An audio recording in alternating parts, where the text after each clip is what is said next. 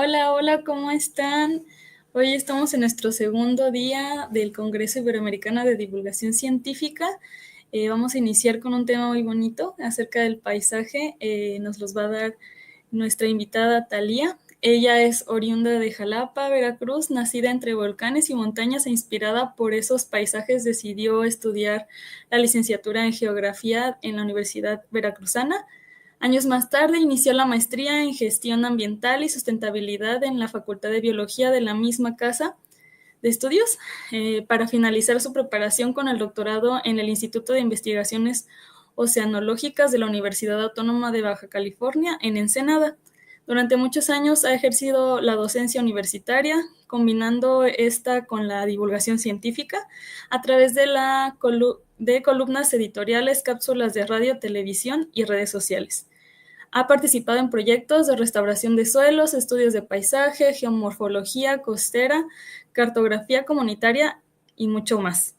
Trabajó en Acuario Oceánico, en donde se desarrollaron actividades sobre turismo científico e investigación en la costa de Ensenada, Baja California, y pues ella es divulgadora, así que la pueden seguir. Ahorita nos van a aparecer también sus redes.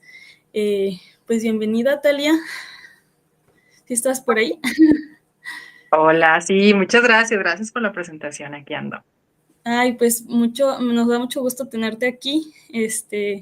Ya vi que somos paisanas, Sí, también eres veracruzana, más o menos, pero por mitad, adopción. mitad jaiba, mitad bolillo, pero sí, aquí estamos en Jalapa. Pues es un tema muy bonito. Acuérdense que el público, acuérdese que tienen que poner atención a la palabra clave. Va a estar mostrándose de allá abajito en algún momento de la charla, para que estén atentos. Ya saben, cualquier comentario, duda, nos lo dejan para que se las podamos hacer al final. Y pues, ¿cómo estás, Thalía? ¿Cómo te sientes? Ya ahorita te dejo con el público. Muchas gracias. No, yo feliz. Ya la gente que me conoce y los que me siguen ahí en mis redes, me encanta hablar, me encanta charlar y sobre todo los temas que he trabajado y sobre todo que me apasionan. Entonces el paisaje es uno de los temas que está top en mi vida profesional. Sí, pues bueno, pues te dejo con el público. Ahorita nos van a poner en la pantalla tu presentación Sí, y nos vemos en un ratito. perfecto. ¿Ya puedo iniciar? ¿Es el Sí, banderazo? inicia, tú inicia. Muchas gracias. Bueno, pues para empezar, muchas gracias a los que estén presentes. No veo absolutamente a nadie, pero espero que hayan asistido puntuales, porque, a ver, es un tema que de primera instancia, cuando nosotros escuchamos paisaje, pues lo primero que se nos viene a la mente, de acuerdo a la experiencia que he tenido en las charlas, en los talleres, pues siempre nos imaginamos pinturas, ¿no? Nos imaginamos las creaciones, óleos, pero aunque sí es parte del paisaje, esto va más allá. Y por eso el título de mi ponencia es Más allá de lo que nuestros ojos observan. Y en este momento les voy a explicar por qué. Quise iniciar con estas imágenes de un sistema complejo. Para quienes estén familiarizados con la palabra de sistema complejo, el estudio de los sistemas complejos, entenderán que esto se refiere más bien a la cuestión de todo el complemento que tienen la parte política, la parte social, la parte económica, la parte cultural, histórica, pero también la parte natural, la parte del biosistema, el geosistema, que más adelante vamos a ver qué es eso, que les estoy hablando. Pero es importante saber que todo ello es un todo. Y entonces, si nosotros separamos el todo en diferentes fracciones, en diferentes partes, no vamos a lograr tener un estudio objetivo de lo que queremos lograr. Con el paisaje, lo que tenemos como columna vertebral es que tenemos que unir todas estas partes como un rompecabezas. ¿Para qué? Para dar pie a soluciones de los conflictos que suceden en un territorio. La siguiente, por favor. Y para ello necesitamos ponernos bien formales, bien nuestro traje, nuestro frac, porque vamos a ver primero de dónde viene la palabra paisaje. Y eso es importante, ¿por qué? Porque más adelante vamos a entender que desde el origen de la palabra tiene sus derivaciones para las aplicaciones en determinados puntos geográficos. Según la Real Academia de la Lengua, eh, esta palabra surge, fíjense, desde el siglo XVIII, en más o menos 1708 a inicios, donde pues en todas estas zonas de Europa sobre todo, comienza a hablarse del paisaje. Pero dentro de la Real Academia de la Lengua, en 1984 o hasta 1984, todo lo que nosotros, si hubiéramos tenido internet, por ejemplo, en esa época, todas las referencias nos guiarían hacia la cuestión del aspecto artístico. Es decir, lo que se pinta, lo que se percibe en un óleo, lo que se dibuja. Sin embargo, esta transición en el tiempo que nos guía hacia la década de los 90, donde ya digamos que va evolucionando todos los conceptos a la par del paisaje con cuestiones de ordenamientos territoriales, cuestiones de conservación, de naturaleza, y entonces se alinea a una cuestión donde ya no solamente estamos hablando de lo artístico, sino que estamos hablando de todo aquello que sucede en un terreno, y así lo mencionaban, en un terreno.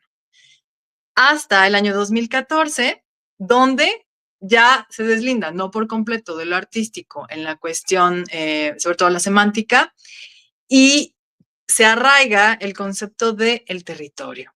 Y esto es gracias, y no por ser presumida, pero gracias a los geógrafos. Entonces, los geógrafos hemos trabajado porque algunos geógrafos me dirán que no, pero el objeto de la geografía es el estudio del paisaje. Entonces, conociendo el paisaje, nosotros sabemos que la sustitución del terreno por el territorio es importante porque, y para los que no estén muy familiarizados con estos conceptos, la concepción o el concepto de territorio incluye la noción de poder, la noción de recursos, la noción de el vivir un sitio. Ya no es solamente un espacio geográfico vacío, ¿sí? La siguiente, por favor. ¿Y esto por qué es importante? Es importante saber porque desde el cambio de la semántica y de lo que significa un concepto, vamos a ver cómo se ha diferido toda la cuestión de la dicotomía en el paisaje. El paisaje es dualidad, porque el concepto, tanto el concepto como la aplicación, es maleable. Esta característica física de los objetos que también se aplica en el paisaje, porque encontramos una precisamente dicotomía entre el estudio de la cultura, de lo histórico, de lo antropológico, en algunas veces contraposición y otras veces en alimentación con la naturaleza. Desde la geografía, yo les contaba que pues ese es mi especialidad, el paisaje no solamente es lo visual, no solamente es lo que observamos, sino que también es tiempo, es espacio, es historia, es significado. Y el objetivo de estudiar un paisaje desde la geografía es delimitar, es integrar, es reunir, es conciliar esta dicotomía que durante muchos años se ha hecho ya pues una cuestión cotidiana, ¿no? Pelearse los antropólogos, los arqueólogos, los arquitectos, los geomorfólogos, los geógrafos, los biólogos, entre todos, y entonces tratar de reunificarnos. Esto es importante. Y aquí llega algo muy importante añadido, que es que el paisaje no solamente se usa, es decir, dejamos a un lado todo lo que aquellos geógrafos, sobre todo del siglo XIX y de principios del siglo XX, nos hablaban sobre el uso de los recursos. Ya veíamos y nos remontamos un poquito al uso del territorio, nos acordamos sobre las colonias, sobre la extracción de recursos, las invasiones por recursos, y entonces se deja atrás esta cuestión más materialista y nos vamos a la cuestión más de el vivir o el usar un paisaje. La siguiente, por favor. Y para ello es muy importante, y aquí como somos súper románticos en la geografía, tenemos que ver que en el paisaje hay diferentes formas de usarlo, ¿sí? Aquí les puse un poquito de diferentes culturas, como los griegos usaban el paisaje, como los aztecas, bueno, los mexicas, los japoneses, ¿sí? En México, en Japón, en China. Y esta referencia lo que nos da de importancia es ver que todos tienen una coincidencia en que, digamos, no es un concepto nuevo y mucho menos su utilización es nueva.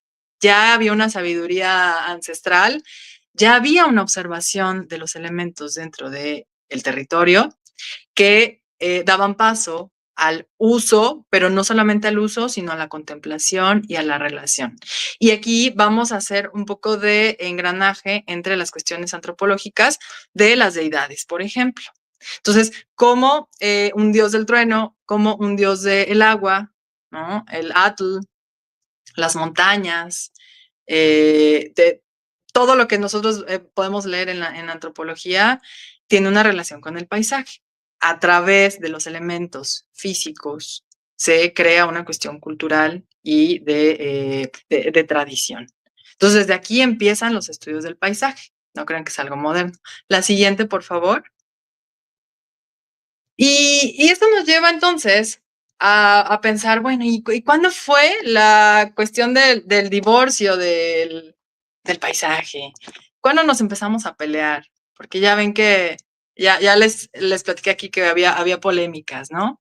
Nos peleábamos ya no solamente con las profesiones, sino con los países y las personas, pero esto tiene un porqué, tiene una relación, y esto es muy bonito estudiarlo porque vemos que los orígenes modernos tienen dos líneas.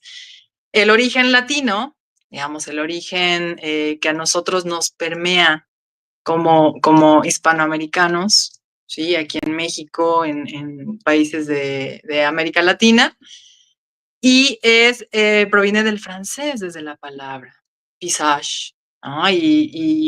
¿Qué es paysage? Bueno, si nosotros nos vamos y nos remontamos a el diccionario, nos vamos a las búsquedas en el Google, observaremos que la referencia que tiene el paysage en francés, pues es pedazo de país, ¿sí? Un pedazo del país que representa algo. Y entonces, en aquella época, en el Renacimiento, en la época en la que hay un boom del arte, de la pintura, comienzan a observarse todas estas representaciones muy fidedignas, sobre todo en Europa, de diferentes paisajes, de diferentes, no solamente los paisajes, sino de momentos específicos en la vida tanto cotidiana como en la vida de la burocracia. Y aquí es donde empieza a hacerse una relación entre lo que está sucediendo en el mundo político, en el mundo de la economía, en el mundo del arte, de la ciencia, con el entorno, con los territorios, cómo van siendo invadidos ciertos territorios, y entonces todo eso se plasmaba en dibujos, en óleos, en pinturas. Aquí, por ejemplo, cuando llegan los españoles, sobre todo fundan la Nueva España, México, pues algo que es muy relevante es el arte, la pintura, cómo se representaban todos esos momentos de conquista, de recreo, de educación, de fundación de sitios, pues a través de las pinturas. Y aquí les puse dos ejemplos que en lo personal, como geógrafa, a mí me gustan muchísimo, porque ellos son los grandes representantes del paisajismo en México. El primero, en la parte de arriba, esa franja que ven, para los que conocen y son fans de José María Velasco, este pintor mexicano que revolucionó mucho de la forma de ver los territorios, de conocer las geoformas. Pues él dio paso a una parte de la geografía del paisaje muy importante, porque lo que él tenía era que sus representaciones eran muy fidedignas a las geoformas que él pintaba. Es decir, no había exageraciones en las proporciones, era muy fidedigno en las escalas, y eso dio pauta para los nuevos estudios del paisaje, sobre todo en México, ¿sí? Entonces aquí observamos cómo él plasma sobre todo paisajes de la náhuac, del centro de México. Y en la parte de abajo vemos al famosísimo doctor Atl, ¿no? Gerardo Murillo, que también fue otro famoso, pues ya después se convirtió en geólogo. Ellos dos se fueron a estudiar cuestiones de geología, de vulcanismo, y precisamente el doctor Atl se enfocó en las cuestiones de los volcanes. Y gracias a él tenemos el aeropaisaje. Y el aeropaisaje dio paso para el análisis de las geoformas a una vista más bien de vuelo, lo que nos hace pensar cuál va a ser la utilidad futura de los drones en nuestra época moderna. Entonces vamos viendo cómo, imagínense, desde una palabra, desde cómo se desarrolló un término en la historia de la geografía del paisaje, nosotros vamos a ver la utilización de ciertas herramientas a través del tiempo para el análisis del territorio a través de los paisajes. Entonces, la siguiente, por favor.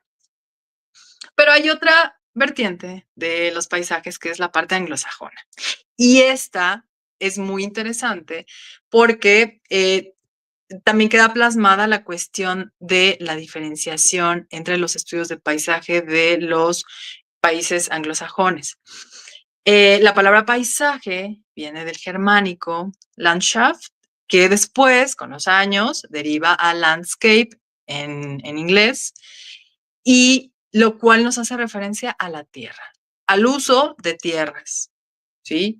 Y aquí vemos entonces, para los que estamos familiarizados con el estudio de, sobre todo los territorios, de usos de suelo, de evaluación de tierras, el origen de esta palabra nos lleva más bien a una cuestión de eso precisamente, que es la evaluación de las tierras, el uso de los suelos, y su historia pues es muy interesante porque permea no solamente a los países anglosajones, sino que posteriormente, con las guerras, con las invasiones, Rusia tiene uno de los puestos más importantes en el uso del análisis del paisaje para la evaluación de tierras.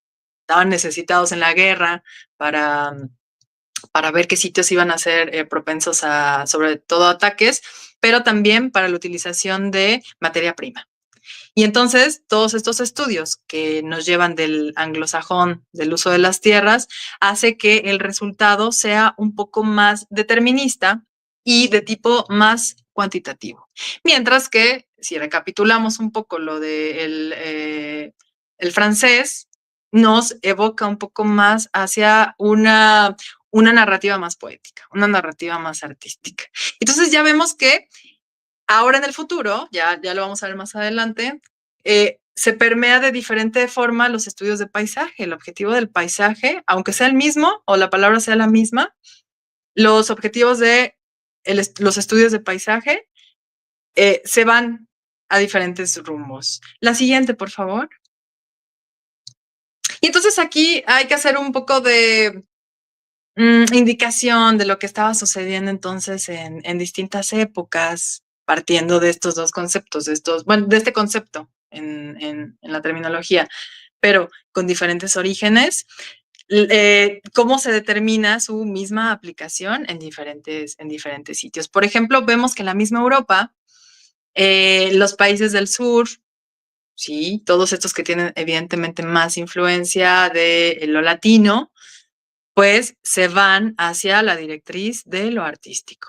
Y entonces los estudios de paisaje comienzan a hacer, ya les decía yo, una representación de tanto de la vida cotidiana como de todos estos procesos históricos, políticos, de poder. Mientras que en el norte, pues también influenciados un poco por el clima, por la situación geopolítica, están más dirigidos hacia los estudios de paisaje para uso de los recursos. Y bueno, después vemos cómo va evolucionando el concepto a través del tiempo. Entonces vemos cómo hay una relación directa que a los geógrafos nos encanta y es uno de los, precisamente de los principios geográficos, que es el tiempo y el espacio. Esta correlación de tiempo y espacio, de cómo va evolucionando y cómo se van determinando las formas de estudiar el paisaje. Y bueno, llegamos a la modernidad, al tiempo moderno, y vemos que ha habido una historia muy interesante en tratar de conciliar esta famosa dicotomía que yo les platicaba al inicio, donde, pues, digamos, la historia del paisaje, ya sobre todo al inicio del siglo XX, pues conduce a que los primeros geógrafos que eran un poco más geomorfólogos, eran un poco más naturalistas, nos llevaba al estudio sobre todo de las formas, al estudio del relieve, al estudio se estaban dando muchos descubrimientos, la deriva continental, se estaban descubriendo cuestiones de vulcanología, de paleontología, y entonces había mucha curiosidad en ver cuáles eran ese tipo de paisajes, ¿sí? Ya habíamos olvidado, ya habíamos pasado el renacentismo, ya no eran esas ideas tan románticas y entonces queríamos ver qué estaba pasando con la superficie terrestre y el interior. Tiempo después, cambian estos paradigmas, nos empezamos a mezclar ahora sí entre todos los hermanitos de todas las ciencias y se conduce estos estudios de paisaje hacia el entendimiento de la cultura, hacia el entendimiento de cómo nosotros como civilizaciones en general hemos transformado nuestros territorios. La siguiente, por favor. Y es así como podemos hacer una división muy interesante entre los enfoques de paisaje. ¿Qué pasa con los enfoques de paisaje? Si ustedes, un día que estén aburridos o por el contrario, muy interesados en el tema, porque yo sé que los voy a dejar interesadísimos en el tema, se van a ir a buscar cuestiones, van a ver una infinidad de papers, de artículos, de trabajos, de enfoques que nos van a confundir. Todos los que hemos trabajado en cuestiones de paisaje hemos pasado por este viacrucis de no saber qué rayos está pasando con el paisaje, por qué hay tantas perspectivas, por qué hay tantas formas de estudio. Inclusive, por ejemplo, yo les decía a mis alumnos en alguna materia que vimos cuestiones de paisaje, no podemos iniciar con qué es un paisaje o qué es el paisaje porque no vamos a entender absolutamente nada. Cada estudioso, cada científico, cada gente que estudia el paisaje le mete un poquito de su cuchara para el entendimiento del propio concepto. Entonces aquí vamos a empezar con los enfoques del paisaje. En general se pueden dividir en cuatro enfoques que son muy importantes y les voy explicando aquí un poquito de cada uno. El primero, el histórico cultural. Y digamos, el padrino de este enfoque es Carl Sauer. En la década de los 20, en inicios del siglo XX, 1925 específicamente, este geomorfólogo publica la morfología del paisaje. Para su época, pues era ¿de qué rayos me están hablando estos tipos? Y este geomorfólogo tiene un aspecto muy importante que aunque es estadounidense y posteriormente funda la escuela de Berkeley, que tiene una tradición muy fuerte aquí en México, por ejemplo, tiene una influencia de Alemania. Pues bueno, él tiene antecedentes de familia de Alemania, y entonces todas esas influencias que tiene digamos, de la guerra, de las migraciones en aquella época, surge una necesidad de estudiar no solamente la geomorfología como tal, las geoformas, ya les platicaba yo, había mucha inquietud por ver qué pasaba con el vulcanismo, qué pasaba con la tectónica de placas, que bueno, eso se descubre después, pero era lo que querían estudiar.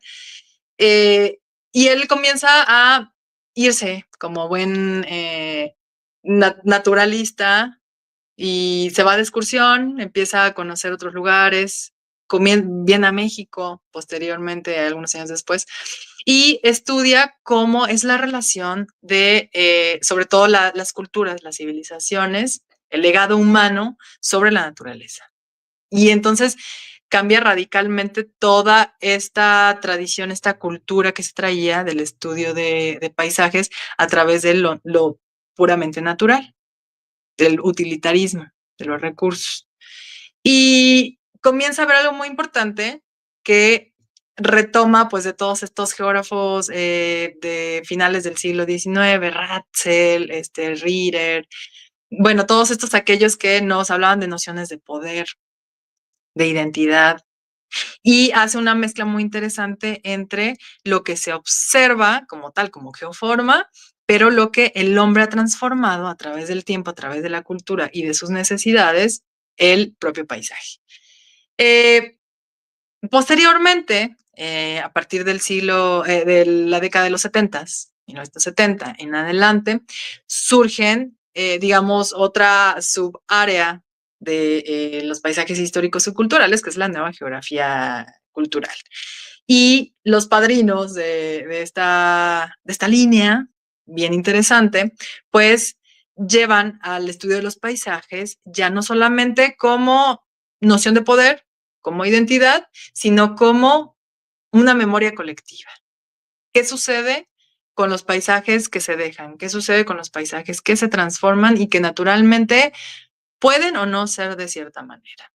Y entonces surge grande de los paisajes que nos deja ahí está su fotografía. El primero, donde está el histórico cultural, pues es Carl Sauer. Y el segundo que les muestro, que es de origen japonés, que es Gifu Tuan. Gifu Tuan nos da el sentido del lugar. ¿Qué sucede con el sentido del lugar? Esta frasecita, si ustedes la buscan, bueno, hay libros, hay papers donde nos explica dónde una persona se siente identificada con un sitio a través de todos los sentidos, de su historia, de su día a día, de cómo percibe las geoformas.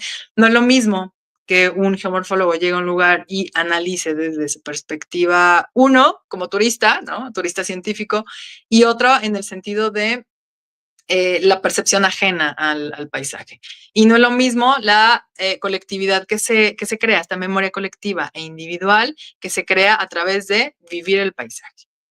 Y otro de los importantes en esta línea, pues es Martínez de Pisón. Ahí si lo buscan, se van a enamorar, se van a enamorar de él. Él es un español que también ha estudiado y le ha dado digamos, esta vuelta al paisaje, que es todo lo simbólico, lo sentimental, lo estético del paisaje, en donde pues sus historias surgen desde que él crece, me parece que en no recuerdo dónde, en los Pirineos, pero en alguna de estas sierras impresionantes de Europa, y él cuenta cómo es su observación a través de los ojos de un geógrafo que tiene una memoria de sentimientos, no solamente una memoria científica. Entonces, es un punto muy interesante y ese es el primer enfoque de lo histórico y lo cultural. Esto se deriva en algo muy interesante que muchos de ustedes seguramente conocen, que es todas las clasificaciones de la UNESCO. ¿Qué nos dice la UNESCO? La UNESCO en alguna época tiende a dar el sentido patrimonial a los paisajes, ¿sí? Tanto patrimonial como el normativo. Y entonces esta forma de observar los paisajes a nivel patrimonial, pues también le da un sentido de culturalidad a un sitio. Ya no solamente veíamos que es utilizar, explotar o observar desde los ojos físicos, sino desde una cuestión de identidad.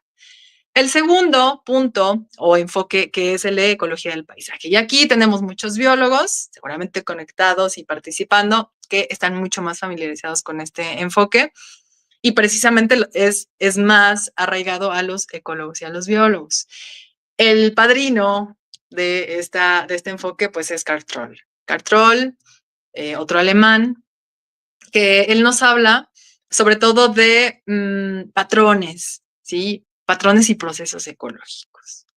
Y aquí llega más o menos entre los 50 y los 70 del siglo XX, y él llega un poquito también a romper esta inercia que se llevaba o que se pretendía hacer con unir lo histórico, lo cultural, lo antropocéntrico, y comienza lo biocentrista otra vez, ¿sí? Regresamos un poquito el cassette al estudio de estudiar patrones, y la ecología del paisaje lo que tiene importante pues es que estos procesos están relacionados con las métricas, los parches, los matrices, los bordes, y tiene como importancia una división desde el aspecto del medio físico, el medio biótico, y posteriormente se agrega, digamos, un poquito como por compromiso, ¿no?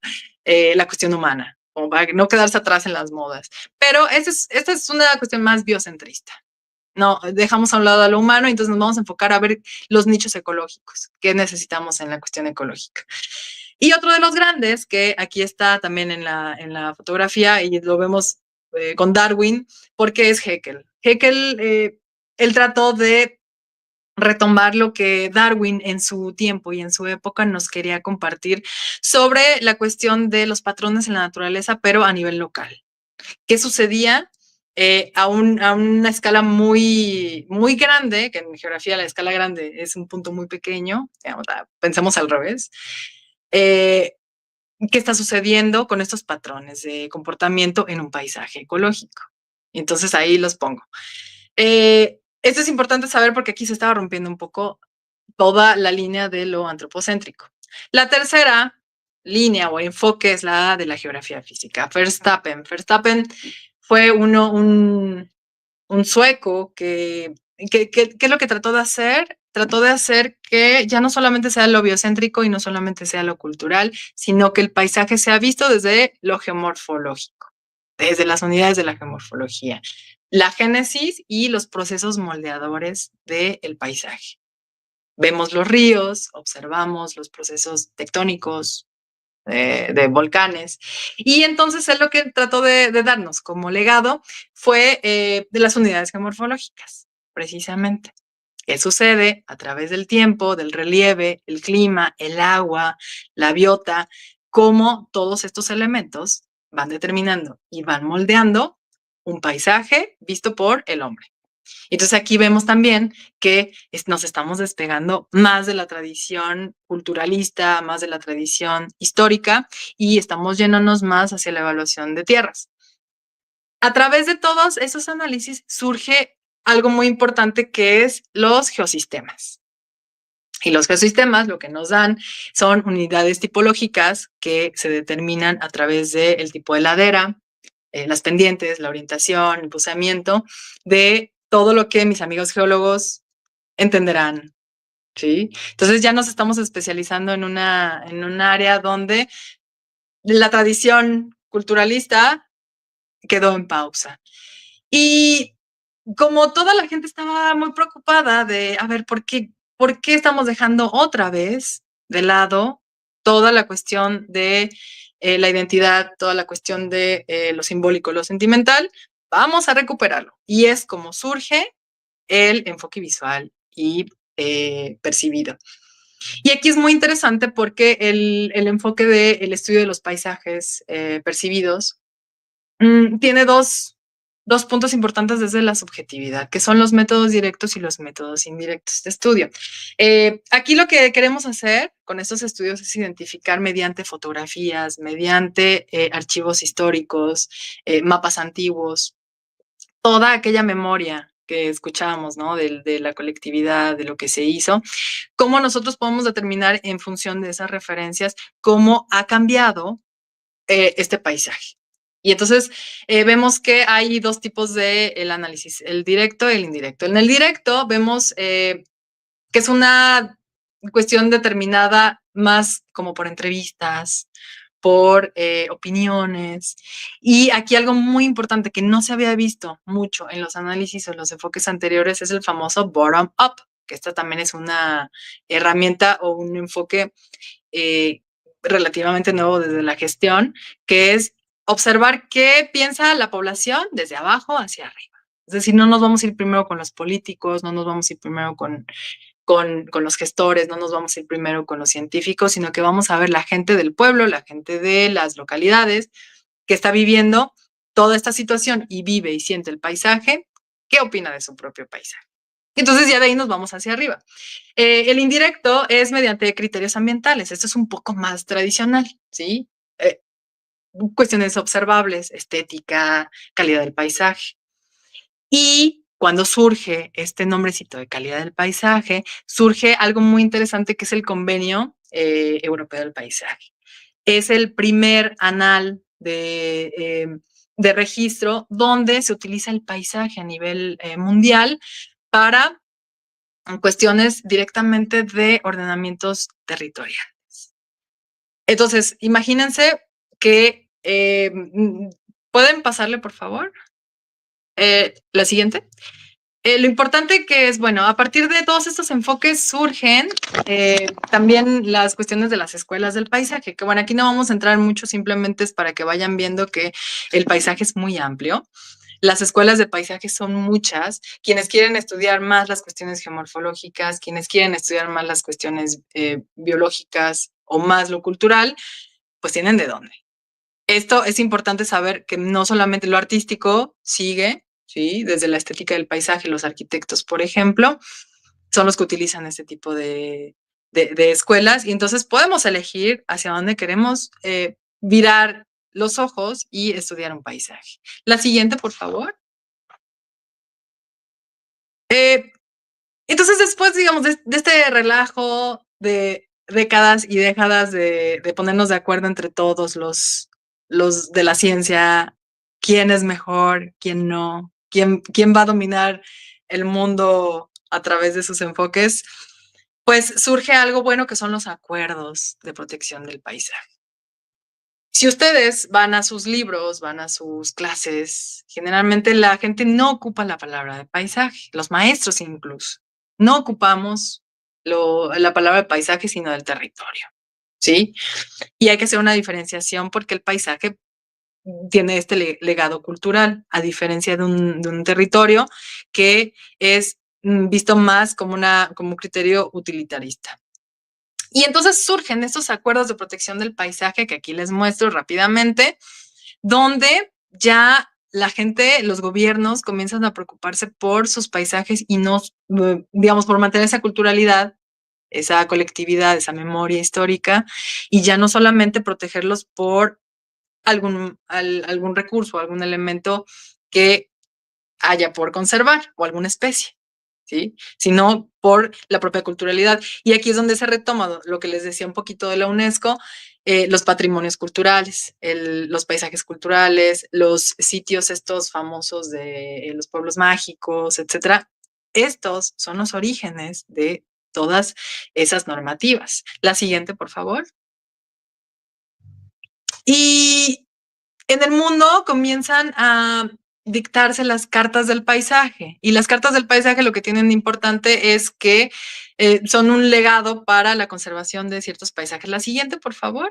En México tenemos la Carta del Paisaje que fue dictada por arquitectos, fíjense, porque ellos seguían más por la estética del paisaje. Y entonces los geógrafos y los arquitectos ahora somos los que llevamos la delantera en trabajo muy conjunto para el estudio de los paisajes. La siguiente, por favor. Si se dan cuenta, es hasta el 2013. Y esto, entonces, surge a raíz de esto surge una preocupación, digamos, a nivel de todas estas personas que se dedican al paisaje, que ya llevan muchos años en el medio, sobre la política y legislación sobre el paisaje. En México no existe una legislación, y si ustedes van y buscan, muy escasamente habla sobre paisajes y nos lo habla más hacia la cuestión biocentrista, más hacia la cuestión de conservación de tanto de ecosistemas como de especies, pero poco o nulo es el contenido de la legislación específica de paisajes culturales. Y esto ha sido un problema en México, pero no así en Europa. Aquí vemos, por ejemplo, cómo han surgido observatorios del paisaje a través del tiempo. De hecho, aquí en Latinoamérica tenemos LALI, que es todo este conjunto de gente que estudia el paisaje. Y en Europa tenemos en Cataluña el Observatorio del Paisaje. Y entonces este tipo de estudios son los que se hacen. ¿Sí? Ya podrán profundizar más adelante. La siguiente, por favor. Y algo que surgió muy interesante de todas estas cuestiones son los catálogos de paisaje. Los catálogos de paisaje han sido utilizados para las administraciones de varias comunidades y provincias en España y en otras partes del mundo, pero España fue el primero en hacerlo, donde se legisla a través de los ojos de la población, a través de lo que la gente necesita realmente y ellos cómo perciben el paisaje. Ya no solamente desde las necesidades de extracción de recursos o de implementación de actividades económicas. Y por último, para cerrar, en México ha habido propuestas para legislar el paisaje, sin embargo han sido pues muy escasas y tristemente han sido rechazadas por nuestros legisladores. Y aquí yo les recomiendo este libro que salió, me parece que en el 2019, Legislación y Paisaje, de Martín Manuel Checa Artazu. Él es de la Universidad Autónoma de México. Él es el primero y quizás de los únicos luchadores en pie y actualizado que él ha dado propuestas a los legisladores para actualizar y meter la legislación del paisaje. Y bueno, este libro es la Biblia para todos aquellos que estudiamos el paisaje. Pues si bien todavía no han sido acuerdos específicos ni promulgados, hay un esfuerzo muy importante dentro de los estudios de paisaje. Y bueno, así es como termino mi participación, recordándoles que el paisaje no solamente se percibe, se observa, sino que el paisaje se vive. Ay, muchas gracias, estuvo muy interesante. No tenemos muchas preguntitas, pero sí hay algunos comentarios interesantes. Eh, a ver si me los pueden ir poniendo. Sí, gracias. Que confunden al... ¡Ay! Lo quitaron. A través de los paisajes visualizamos nuestra historia. Considero que es muy importante cuidar el patrimonio paisajístico. Muy interesante. Falta mucho por hacer para la legislación del paisaje, sí, efectivamente. Te mandan saludos desde Medellín, Colombia. Saludos. Y pues a mí me interesa mucho ese tema, justo de eso trata mi tesis, pero yo hago genética del paisaje. Claro, ya decía yo, ¿no? La ecología del paisaje, pues es bien interesante saber porque desde ahí se saben patrones interesantes, ¿no? De Sí, está bien. especies. Y uno no piensa eso, ¿no? Lo que dices de que pues se tiene que contemplar todo, no nada más la cuestión de el ambiente y ya, ¿no? Es todo, toda la cuestión antropológica es gigantesca.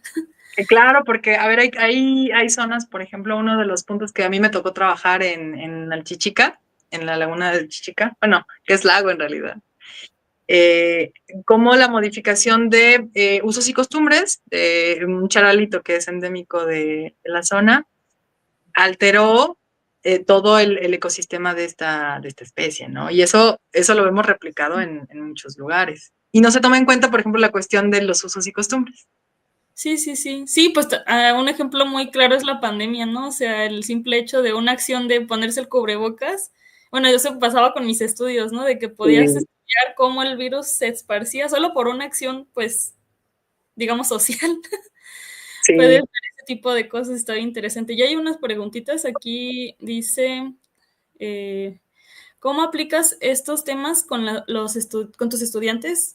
Bueno, para que les llame la atención, ¿no?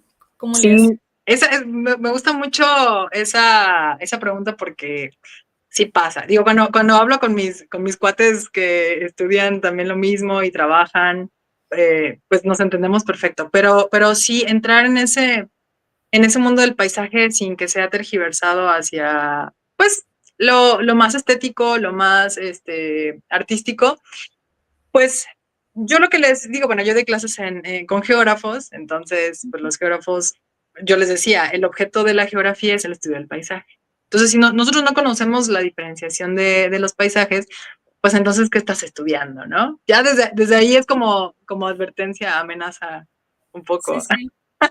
Pero lo importante, a mí me gusta mucho también llevarles, por ejemplo, esta cuestión artística de las pinturas les llama mucho la atención, cómo la representación en óleos de diferentes artistas representan las geoformas. Eso es bien interesante. Sí, sí está bien interesante, pues es que si no lo combinamos, no podemos llegar a más preguntas. También hay otra preguntita por aquí que dice, ¿cómo lograron legislar el paisaje en Europa? Pues bueno, a través del Convenio Europeo del Paisaje, que surge en el año 2000. Eh, en el 2004 se hace una pronunciación ya a nivel legislativo en Europa, donde todos los países de la Unión Europea tienen que entrar pues, en esta Sí, legislación posteriormente. Y lo hicieron a través de un montón de esfuerzos, sobre todo de talleres comunitarios, donde esto nos falla a nosotros mucho, sobre todo en Latinoamérica, trabajamos aisladamente con la población, o sea, hacemos unos talleres para la población y otros talleres para gobierno, para consultores, ¿no? Para empresarios. Y aquí lo que hicieron pues fue juntar a todos los de la provincia y de todas las edades, a los viejitos, a los niños, a todos. Porque así vamos viendo que hay cosas que, si bien a lo mejor no se coincide en el punto de vista, pero hay muchas cosas que sí se pueden homogeneizar. Entonces, así surgió. Y bueno, al fin y al cabo, a ver qué sucede, pues tienen que entrar en la legislación, que era lo que yo insistí al final. Si no hay algo legislado o normado, poco se hace caso, ¿no? Sí, sí, sí. Sí, pues al final nos hace más falta como más comunidad, ¿no? De tratar de unir todo, todos los factores. Hay Y otra con castigo, o sea, es la realidad. Sí, sí, a ver, pasa en la cuestión de los residuos con las empresas, ¿no? Las empresas hacen todo lo de las GEI y los de las normativas, porque si no, pues tienen multas. Sí, No porque correcto. sean, como, amigos del planeta, El ¿no? planeta, claro, pues sí. Sí, hay que legislar más cosas. Así es. Dice aquí, Talía, ¿sabes cuántos paisajes se deben legislar en México? Digamos, no sé si entendí bien la pregunta de cuántos paisajes, pero a ver, podría dar alguna respuesta que no sé si va por ahí, lo que quisieran saber, es que si hay tipos de paisajes por la calidad del paisaje en sí. Por ejemplo, hay zonas muy específicas en la península de Baja California, donde, por ejemplo, es lo de los anidamiento de especies, ¿no? De ciertas especies o la llegada de ballenas. En otro lugar, por las ciénegas estas en Coahuila, me parece que son, que tienen una calidad paisajística por la cuestión paleontológica. Y luego nos vamos a zonas donde hay riqueza, por ejemplo, antropológica de lengua, de tradiciones, ¿no? En la Sierra de la Mixteca Alta, por ejemplo, en Oaxaca, eh, hay uno de los paisajes importantes en México. Ok, ok. También nos preguntan, a grandes rasgos, ¿qué significa tener una legislación del paisaje? Pues esto, que esté dentro de una normativa, que haya un papel donde te diga que si haces tal cosa te van a multar o vas a tener una consecuencia legal. Que lo Eso protege. es proteger, claro. Y dicen, ¿cómo podemos apoyar para impulsar esta propuesta y que sea aceptada en la legislación? Bueno, a ver, yo tengo hasta el cansancio a todos mis seguidores en mis redes de decirles que la información correcta es lo que nos va a llevar al éxito. Eso sucede. Martín Checa Artazú ha trabajado con los legisladores, con diversos partidos, donde se debe hacer foros. Se han hecho foros de opinión. Que esta información, a ver, no llega a la gente en general. Entonces, tiene que haber precisamente como este tipo de cuestiones donde estamos, de divulgación de la ciencia, donde la gente que no está propiamente dentro de la ciencia se informe y sepa que existen estas problemáticas, pero también existen estas soluciones.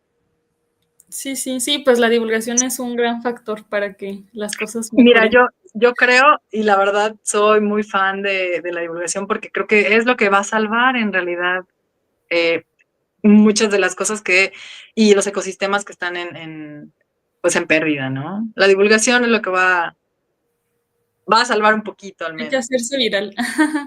Y Sí, hay sí. otra preguntita, está un poquito larga, dice, la información proporcionada es muy interesante, gracias. Mi pregunta es, ¿cuál es la perspectiva de los geógrafos sobre el paisaje urbano y las estrategias de intervención como el urbanismo táctico? Bien interesante la pregunta, muchas gracias. Claro, nosotros trabajamos muchísimo con los arquitectos y con los urbanistas. Personalmente, pues me ha tocado trabajar, bueno, mi papá es urbanista y entonces ya sabrán que tengo ahí la información de primera mano, pero desde la geografía es muy importante, ¿por qué? Porque atendemos la cuestión no solamente de la vialidad o resolver un problema inminente que generalmente pasa, ¿no? Hacemos viaductos, hacemos libramientos, puentes en lugares donde la gente no ni siquiera los utiliza. Entonces, desde la geografía tenemos que ver cuál ha sido el sentido del uso de ese territorio, de esa porción del territorio, y ver si va a ser adecuada un cambio, una transformación o una implementación de algo. Pero ya estamos viendo desde la cuestión cultural, desde la cuestión histórica. Desde ahí la geografía, digamos que apoya en el perímetro del urbanismo. Ay, pues muchas gracias, Talia. Sí está bien interesante y sí es como un tema que a lo mejor no se pone mucho a pensar la gente en general. Como que Sí.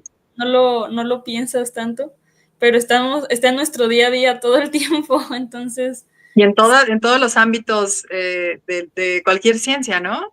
sí, Si se dan definitivamente. cuenta, hasta lo artístico.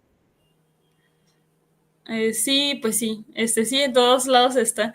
Sí, pues te digo, yo también lo veo en la mía y se tiene que ver, ¿no? Pero se tiene que considerar en la ciencia, en la economía, en todo lo que, en todos los factores que hay del mundo. Pues mira, no sé si me vayan a poner más preguntitas, creo que ya no hay preguntitas, pero pues muchas gracias por escucharla, estuvo muy interesante. Acuérdense que todavía esta es la primera charla, todavía faltan otras 4 y al final de la última presentación vamos a anunciar los ganadores de los concursos de las infografías y de los memes, para que estén atentos. Súper padre. Sí, para Aquí que vamos estén a estar. atentos y y pues sigan viendo la transmisión, acuérdense de las palabras, comenten, dejen sus dudas, sigan a Thalía en sus redes. Ella pues ahí nos sigue hablando de este tipo de cosas. Es muy interesante el tema para que igual si tienen otra duda la busquen ahí en sus redes. Sí, Muchas escríbanme, @el diario de una geógrafa en TikTok y en Instagram. Ahí estoy, subiendo información. Sí, igual ahí abajito está el arroba para que le tomen screen y lo googleen. Pues muchas gracias. Gracias, bye. Bye.